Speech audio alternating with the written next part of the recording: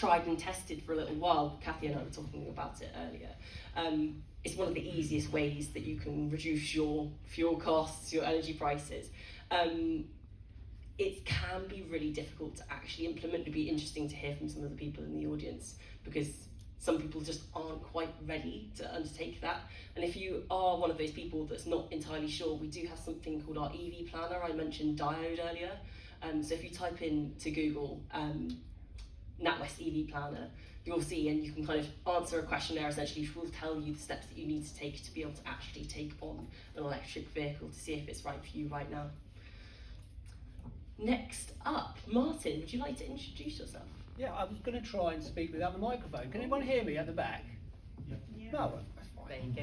So it saves energy.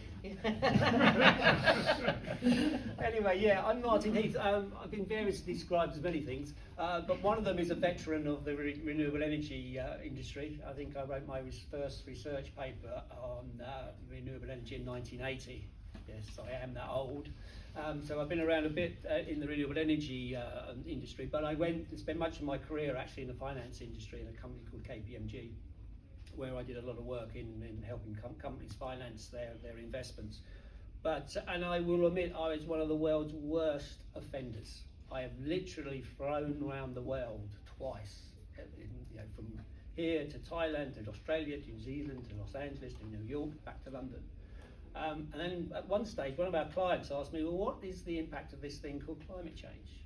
And I will admit, I had never heard of climate change. This is in the early part of the 2000s. And the more I started to look at climate change and greenhouse gas emissions, the more I became convinced that this is a serious issue. And I will admit, as I say, I was one of the world's worst offenders. So I set up something in KPMG called the Carbon Management Group, which is to work with clients to help them manage their carbon and reduce their carbon. And so this is the early 2000s.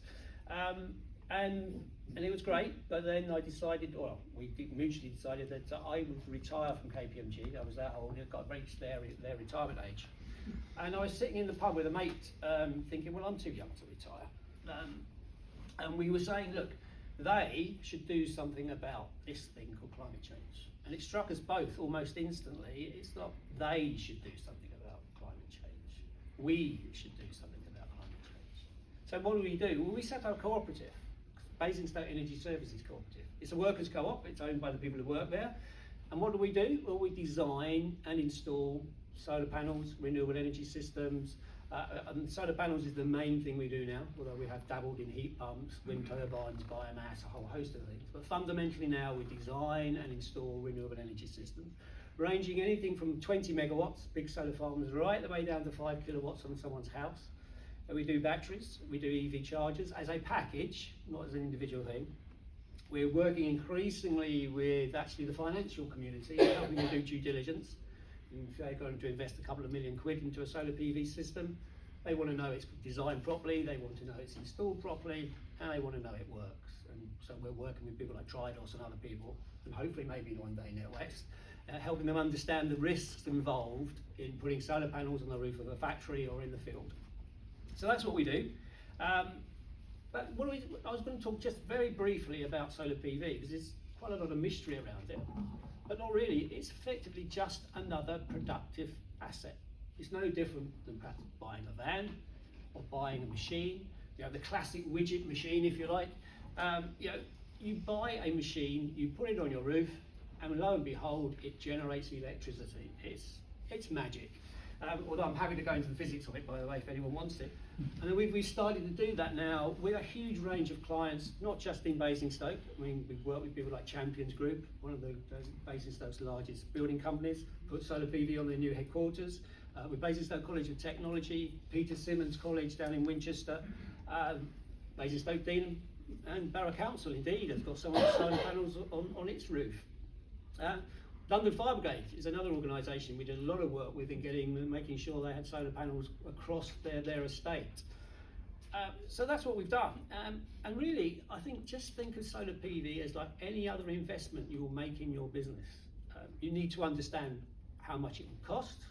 You need to understand how much electricity it will make and how much savings or how much revenue you'll get from that investment. And that's a lot of what we do with our customers and clients, is help them understand that business case. And the business case for solar is just amazing. And you might say, I would say that anyway, but we're looking at sort of paybacks of 2.5 to 3 years on a solar PV investment. Internal rate of returns for those in the financial industry are 30% pre-tax. Indeed, you don't actually pay tax on this because it reduces your costs. There's capital allowances for it as well. And you know, as I say, not everyone believed it. Well, I was sitting with an FD just the other day, going through this business case of putting solar panels on the factory roof, and she said to me, I don't believe your numbers.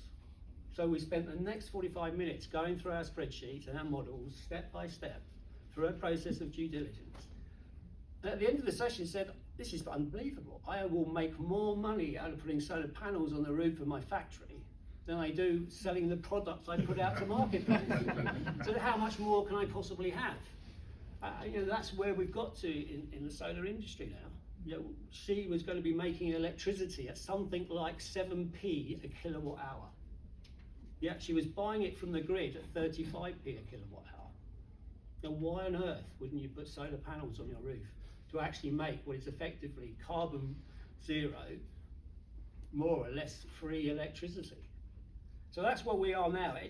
But again, there's questions you need to ask yourself before you make this investment, because before I say anything else, it's not every roof in the country that will make those sorts of returns. That would just happen to be a very special case.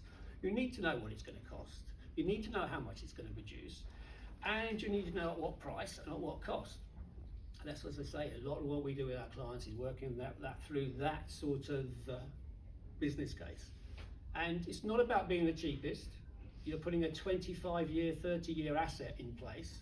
So it's not about getting the cheapest, it's about getting the best, the highest quality, and the machine that will generate the most electricity over the next 25 to 30 years, not the one that will cost you the cheapest to put in place. And that's a lot of that is about engineering, it's about science. I mean, no apology, my background's in engineering and science. I love numbers, that's what I do and what I've been doing for the last 40, 50 years. But if you do the numbers right, you understand what solar PV can do for you. And design is absolutely fundamental. It's going to sit on your roof for the next 25, 30 years or in a field. If you get it wrong, it's going to be costly. If you get it right, it's going to be one of the best investments you ever made. I was going to talk a bit about batteries, but I'm probably going on a bit, but we can talk about batteries perhaps in the question and answer. But really, the only other thing, clearly, if once you have decided that you want solar panels on your roof, the only other question is, how do I finance it? Now, a lot of our customers are financing out of their own profits, but increasingly they're going out to other investors. The banks, the leasing companies are all offering good packages around solar PV. And the other thing I will say is if you think you want solar PV but you're capital constrained, there are actually communities out there who will provide the finance for you. And I know there's at least one community energy group in this room who will also help you finance it. Sorry, two. They're expanding rapidly. So anyway, that's my sort of little introduction. Happy to take questions on that at the end. But yeah, if you're thinking about solar PV, have a good look at your roof. Have a look at fields in and around where you are. As I say, it could be one of the best investments you make this year. Thank you. Yeah. No, absolutely.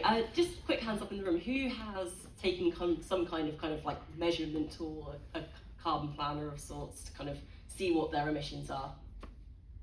And probably one of the first things that it tells you is, could you have solar panels? So we have a carbon planner tool ourselves, which is totally free to use, NatWest Carbon Planner, and it will probably, based on the outputs, particularly if you've got high energy costs, one of the first things they say is solar panels. And it's a really interesting thing because we obviously finance those as NatWest. It's primarily financed through our asset finance function, Lombard.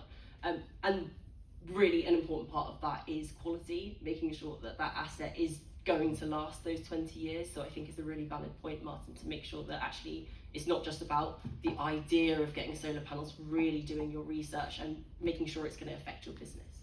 So I have a really quick plug as well. I'm from Basingstoke Borough Council, and with any Basingstoke area-based businesses, we funded a study that looked at, very indicative, it's a desktop study on solar potential on the non-domestic buildings in the borough. So we're in the corner. If it's something you are thinking about and you want a rough and ready, you want to talk to guys like Martin and businesses to get the detail, but if you want that kind of what might it cost, what might it look like, just that kind of first indicative idea. And then come grab us. We've got reports of those businesses that we're giving away. So do come and reach us. We've got some information on our stand comment. That was great, thank you. And what's your name? Sorry, Sam Taylor. Sam Taylor.